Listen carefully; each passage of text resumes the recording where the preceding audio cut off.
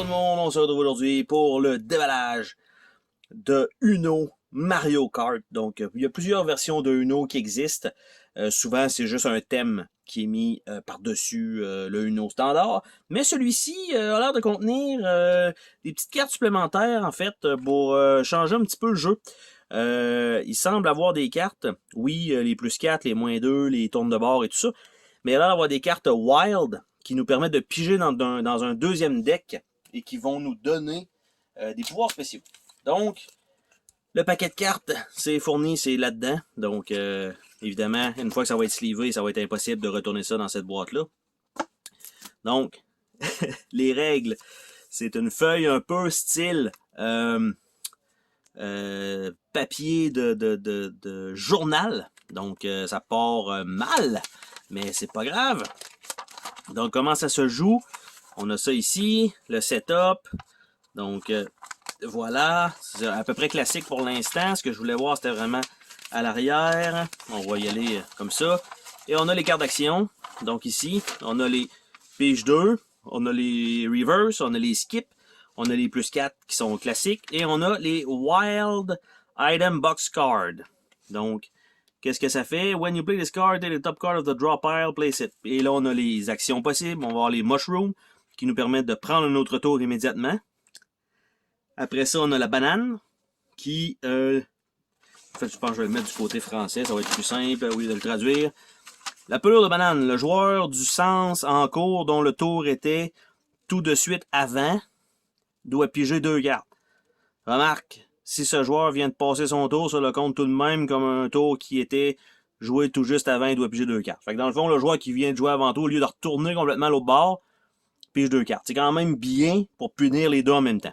Les deux côtés des joueurs. Après ça, carapace verte, un joueur au choix doit piger une carte. Ça permet d'attaquer, par exemple, quand vous jouez à 4 joueurs, ben le joueur que vous avez aucune influence dessus, parce que normalement, c'est le joueur à votre gauche ou à votre droite. Quand vous allez tourner le sens du jeu, ben là, vous pouvez attaquer le 4e joueur, qui est en fait le 3e à partir en fait, le 2e à partir de vous, mais normalement, vous avez aucun impact de toute la partie. Là, il y en a une.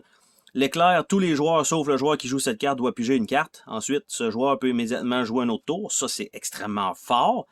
Puis la bombe, oh non, le joueur vient de frapper une bombe. Mauvaise nouvelle, il doit piger 2 cartes. La bonne nouvelle, puisque la carte sur le dessus du talon est une carte blanche, il peut choisir la couleur et continuer de jouer. C'est quelque chose. Fait que résultat, c'est les petits bonus qu'on a de plus dans cette version-là qui change un peu, pas passionnément, le gameplay. Et là, j'essaie d'avoir... OK, ils font comme ça. Et voilà. Pour replier ça, parce que ça se plie bien. Là.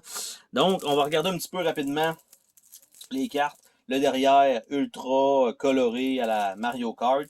Là, je cherche la petite ligne pour être capable de l'ouvrir sur le côté. C'est fait. C'est réussi. Donc, ça, comme ça. Les cartes n'ont pas de finité, mais elles ont une bordure blanche, ce qui fait que l'usure paraît beaucoup moins. Donc, le 1 étant un Mario, mais on a une banane dans le bas. Donc, OK. Donc, la 1, c'est Mario. La 2, c'est Luigi. La 2, c'est Luigi. 3, c'est Peach. 4, c'est Yoshi. 5, c'est Bowser. 6, c'est Donkey Kong. 7, c'est Wario. 8, c'est Waluigi. 9, c'est Daisy. Reverse, c'est Toad. 1 plus 2, c'est Metal Mario. Le skip, c'est un Lakitu. Après ça, Rosalina. C'est ça son nom? Non, c'est pas. Me semble c'est pas elle. Ouais, ou c'est Toadette. Non, c'est Rosalina. C'est ça. Ben, me semble c'est ça. Donc ça, les couleurs, ça se répète et voilà. Et donc, là-dedans, au bout, le plus 4, c'est un Mario avec le plus 4. Ce qui est bizarre, c'est que la carte... ok, c'est parce que je les ai popés à l'envers. Ben oui. C'est pour ça que ça fait pas de sens.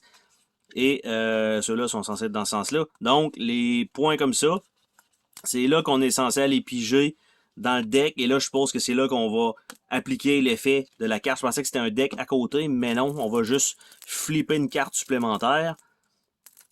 Et ça nous donne donc ça en supplément. Même chose de l'autre côté. Les vertes, les bleus et quelques noirs à la fin. Donc, c'est tout ce qui est inclus dans ce petite boîte-là de Uno Mario. Bye bye!